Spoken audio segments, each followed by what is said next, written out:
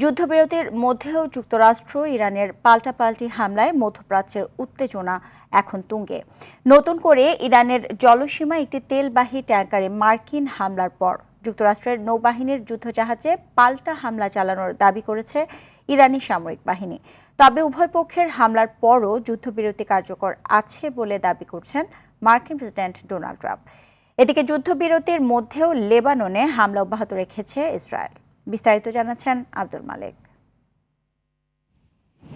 যুদ্ধবিরতি চুক্তির উপর আবারও চাপ সৃষ্টি করেছে হরমুজ প্রণালীতে ওয়াশিংটন ও তেহরানের পাল্টাপাল্টি আক্রমণ। ইরানের সামরিক বাহিনী জানিয়েছে, ইরানের জলসীমায় একটি তেলবাহী ট্যাঙ্কারে মার্কিন হামলার পর মার্কিন যুদ্ধজাহাজে পাল্টা হামলা চালিয়েছে তেহরান। ইরান আরও দাবি করে, যুক্তরাষ্ট্র কেশেম দ্বীপ সহ বেসামরিক এলাকায় বিমান হামলা চালিয়ে যুদ্ধবিরতি লঙ্ঘন করেছে। এরপরই আইআরজিসি জানায়, মার্কিন যুদ্ধবিরতি লঙ্ঘনের জবাবে তারা বিভিন্ন ধরনের ব্যালিস্টিক ও অ্যান্টি ক্রুজ মিসাইল সহ ধ্বংসাত্মক ড্রোন ব্যবহার করেছে।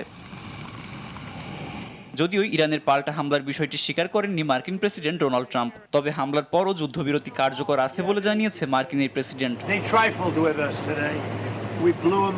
তাদের আক্রমণের ব্যাপারটা একেবারেই তুচ্ছ, আমরা ওদের গুড়িয়ে দিয়েছি। আর যদি যুদ্ধবিরতি না হয়, আপনাকে জানতে হবে না, আপনাকে শুধু ইরান থেকে বেরিয়ে আসা একটি বিশাল বিস্ফোরণ দেখতে হবে। আমাদের ভালো আলোচনা হচ্ছে, ওদের উচিত তাড়াতাড়ি চুক্তিতে সই করা। এর আগে হরমুজ ইস্যুতে প্রতিক্রিয়া জানিয়েছে ইরান। জাতিসংঘের নিরাপত্তা পরিষদে দেশটির মুখপাত্র আমির সাইদ বলেন, ইরান হরমুজ প্রণালীতে আন্তর্জাতিক আইন মেনেই কাজ করছে। বিপরীতে এই অঞ্চলে অস্থিতিশীল ভূমিকা পালনের জন্য যুক্তরাষ্ট্রকে অভিযুক্ত করেছে এই ইরানি।